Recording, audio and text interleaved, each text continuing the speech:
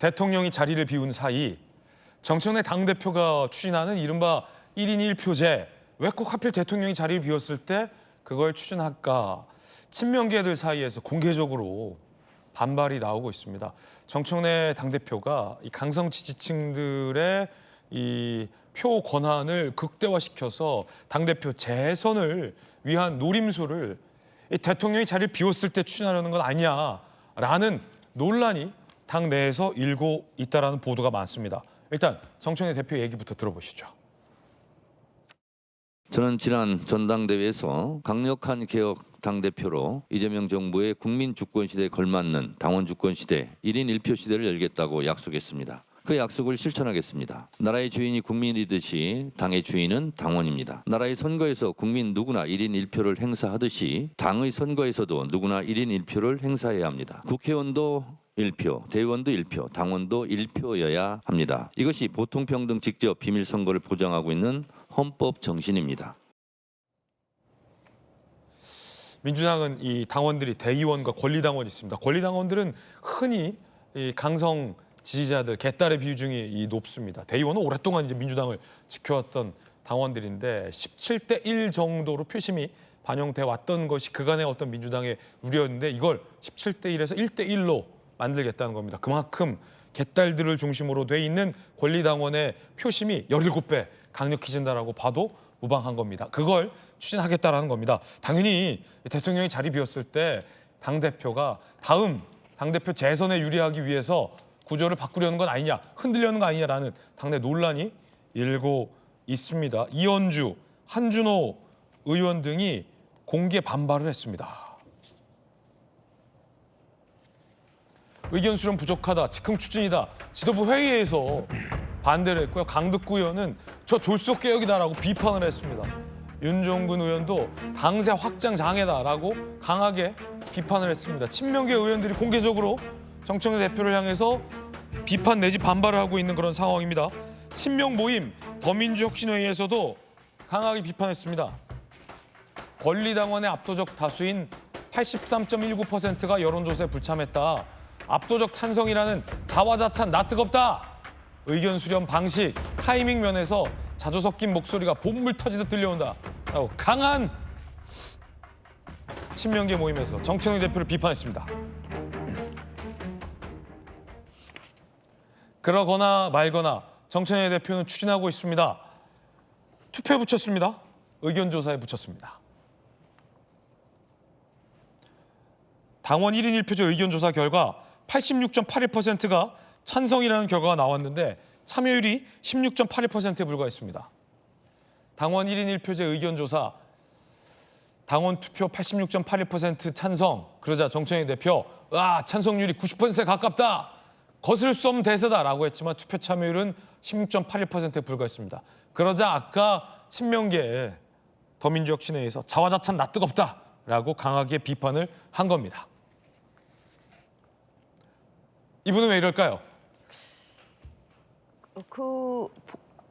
본인의 이 당 지지율을 좀 이유로 해가지고 본인의 당 장악을 이제 하기 위한 거 아니냐. 방금 언론에서도 나왔습니다만 당대표 재선을 하기 위한 거 아니냐 이러한 포석으로 많이들 보고 있죠.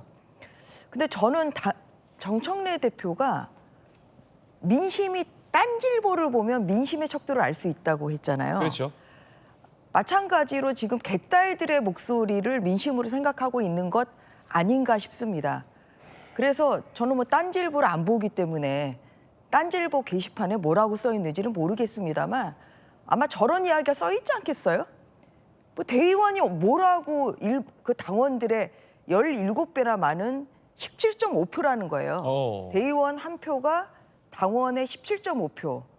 이거는 불공정하다. 1대1로 만들어야 된다는 이야기가 딴지일보 게시판에 있는 것 아닌가 싶습니다. 그런데 정청래 대표는 딴지일보가 민심의 척도라고 했으니까 아마 그런 것을 보고 아마 이 강성 지지층의 목소리에 지금 둘러싸여 있는 것 같고 많이들 분석하는 것이 당대표를 연임을 해서 하기 위해서는 이런 개딸들의 적극적인 그런 지지를 많이 얻고 있는 정청래 대표로서는 당연히 당원들의 표심이 더 유리하게 작용하는 이러한 당원 당규를 개정하려고 하는 것 아닌가 네. 싶어요.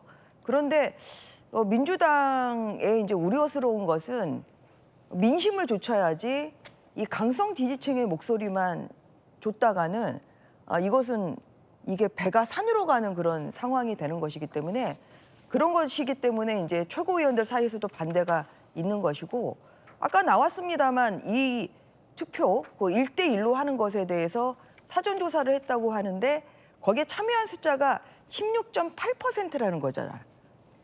그럼 보통 과반 정도는 참여를 해야 그 조사의 정당성이 인정이 되는 건데 지금 20%도 안 되는 이 숫자를 가지고 네. 어떻게 당원들이 찬성을 했다고 볼 수가 있냐. 지금 이런 거거든요. 그래서 그런 면에서 민주적인 절차를 거쳐야 된다는 이러한 지적이 저는 맞다고 생각을 하고 이 부분에 대해서는 더 수기를 거치고 또한 다양한 의견을 수렴하는 이러한 절차가 필요하다고 합니다. 정청래 대표가 자기 정치하고 있다고 보십니까? 당연하죠. 그리고 그러니까 자기 정치하는 게 법사위뿐만 아니라 지금 당대표도 마찬가지죠. 지금 오늘 아침 뉴스를 보니까 G20 회의를 2028년에 대한민국에서 하기로 했다는 그러한 좋은 소식을 대통령 순방 기간에 얻었는데 이런 것이 다 묻혀버리고 지금 당대표가 지금 저렇게 또 나서고 있고 법사위가 또 나서고 있고 이런 상황이라 이재명 대통령은 아마 굉장히 답답할 것 같아요. 이런 것이 저는 자기 정치의 극대화인 민주당의 현상이라고 보고 있습니다. 전주현 의원님 의견이었습니다. 박수민 최고, 혹시 그 다음 대통령 순방 일정은 뭐가 있죠?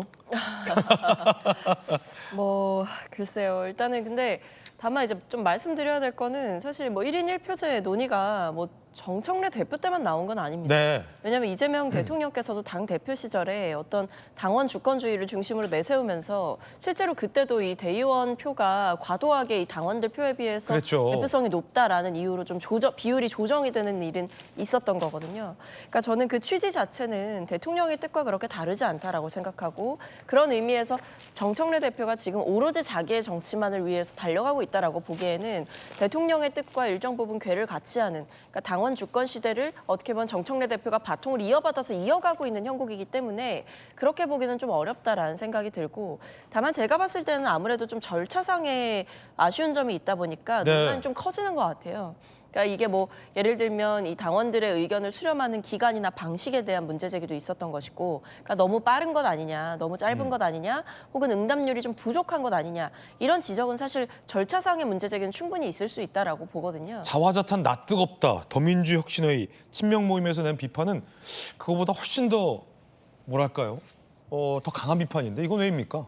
이게 아무래도 지금 사실은 좀 견제구를 계속 던지고 있는 것 같아요. 정청래 대표가 재임을 위해서 이런 행보를 보이는 거 아니냐? 뭐 혹은 이제 당내의 어떤 구심력이나 장악력을 이제 뭐 더민주혁신회의가 좀 더 가보겠다 이런 생각이라든지 아니면 당내 이제 친명계 뭐 모임이라고 할 수 있는데 저 안에서는 또 다른 여론이 있을 것 같습니다.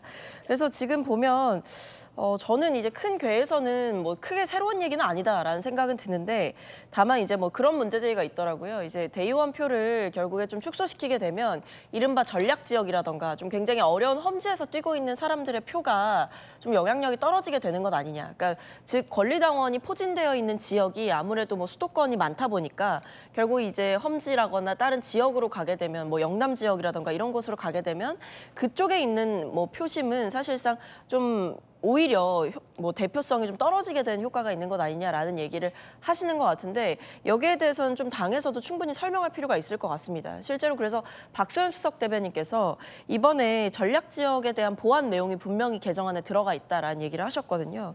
뭐 예를 들면 뭐 당내 의사결정 과정에서 중앙당 각급위원회를 신설할 때 전략 지역 당원을 10% 이상 포함하도록 명시했다. 이런 부분들이 있는데 이런 내용들은 오히려 좀 잘 다뤄지지 않고 있는 것 같아서 이 절차상의 문제라든지 아니면 이 내용상의 문제라든지 이런 부분에서 조금 더 깊이 있는 논의가 필요한 상황이 아닌가 싶습니다. 네.